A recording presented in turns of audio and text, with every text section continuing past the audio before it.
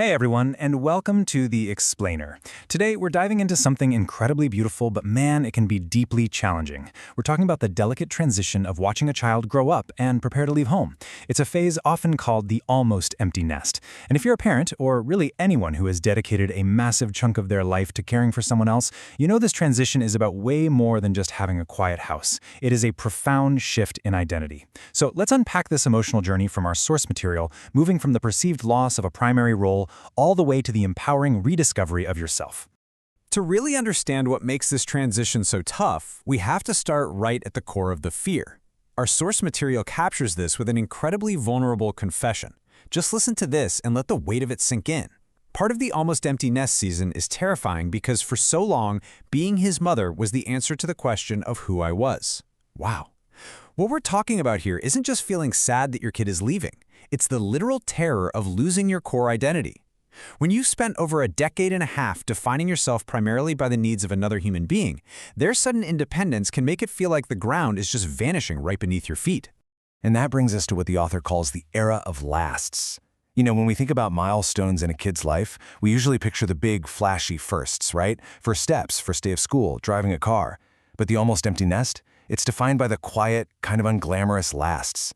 It's noticing that this might be the absolute last time you have that same familiar argument about curfew, an argument you probably thought you'd be thrilled to never have again. Or realizing it's the last time they'll actually need you to figure something out for them because they just aren't quite ready to tackle it alone. It's these mundane, everyday interactions that suddenly carry this incredible, bittersweet emotional weight. It's wild how the emotional landscape shifts over time. I mean, think about that first decade. Parenting is basically just sheer exhaustion, right? The physical and emotional demands are relentless. But then, right around year 15, something profound shifts. Instead of rushing through the day just trying to get to bedtime, you suddenly find yourself wanting to slow time down. You want to hold on to just a regular, ordinary Tuesday evening a little bit longer before it turns into a memory. And by year 16, that urge to hold on is mixed with pure awe because you're watching his quiet confidence grow. You realize, holy cow, he is almost ready for the world. As you watch that confidence grow, you realize the whole dynamic of your relationship is changing. Your teenager isn't just a child looking to you for all the answers anymore. He's starting to assert his own opinions, and what's more, he's not afraid to actually say them out loud. This is a huge turning point. It's the exact moment where the power dynamic starts to level out, and the child begins to interact with you not just as the ultimate authority figure, but as a separate, distinct individual navigating the world right alongside them. Because for literally years, they've seen you through this one predefined lens: mom, the rule maker, the provider, the protector. But around 16, there's this beautiful realization. Your son starts seeing you as a complicated, real, and still becoming person. He sees the flaws, the uncertainties, all those messy human bits that fall totally outside the pristine definition of mom, and he decides he loves you anyway. It's a much more mature, grounded type of love, but it's also a glaring signal that the old, predefined role is dissolving. But here's the catch. When that predefined role dissolves, when motherhood stops being the only defining characteristic of your days, what's actually left? This brings us face to face with a terrifying void, the identity question. It's an urgent, incredibly intimate dilemma.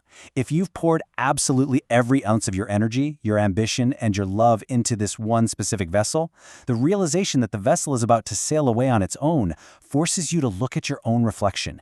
And for a lot of parents in this phase, they realize they haven't truly looked at themselves as an independent person in over 15 years. To really grasp why this is so intimidating, we have to look closely at what is actually slipping away. Motherhood didn't just take up your time. It provided the entire framework for your existence. It gave you a primary reason to wake up every single morning. It dictated your daily structure, from the school runs to dinner time. It offered an ultimate, undeniable purpose.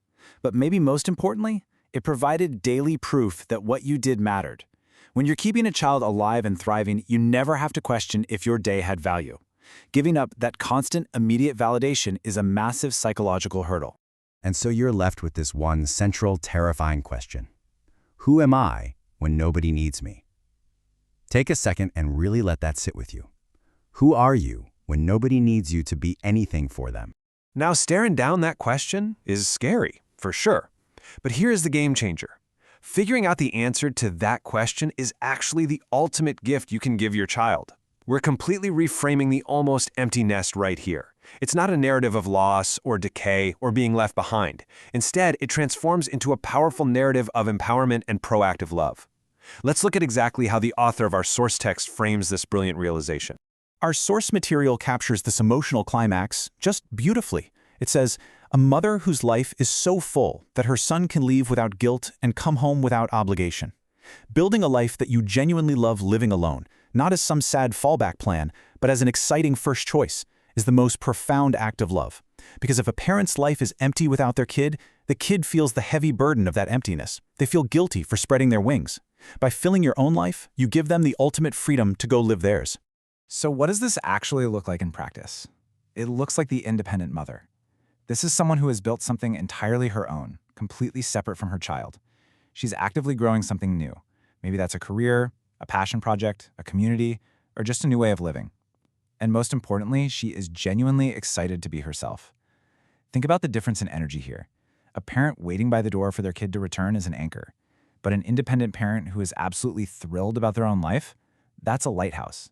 It's a beacon of freedom that makes coming home a total joy, not an obligation. All of this leads to one massive realization. The almost empty nest isn't just about your kid growing up and moving on. It's about you growing into the vast space that opens up when caretaking stops being the only thing you are.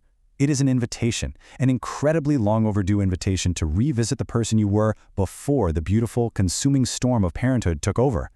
It's time to take this personal revelation and turn it into a universal, uplifting call to action for anyone stepping into a new phase of life. Which means it's finally time to ask those questions you put on hold all those years ago. First up, who are you? And I don't mean who are you in relation to someone else, not whose mom, whose spouse, or whose employee you are. At your very core, right now, who are you? Second question, what do you want? And I mean, what do you actually want? Totally independent of what's best for the family schedule or the household budget. We've got to look past the version of yourself that spent the last 15 years holding everything together by sheer will and prayer, just surviving the day-to-day. What does this new version of you genuinely desire? And finally, this is the most exciting question of all. What do you still have time to become? There's just so much hope, so much crackling energy in that question. The space that's opening up in this almost empty nest isn't a void to be terrified of, it's a canvas. It's a vast landscape of possibilities just waiting for you to step into it. If you're wondering what the answer to that final question might be, our source material leaves us with this bold, lingering truth. You have time to become more than you know, way more than this past season of life required of you. More than just survival. As you navigate the terrifying, beautiful transition of letting go, remember that you are also simultaneously arriving at yourself. So as you look out at the wide open space of your own almost empty nest, who will you choose to introduce yourself as next?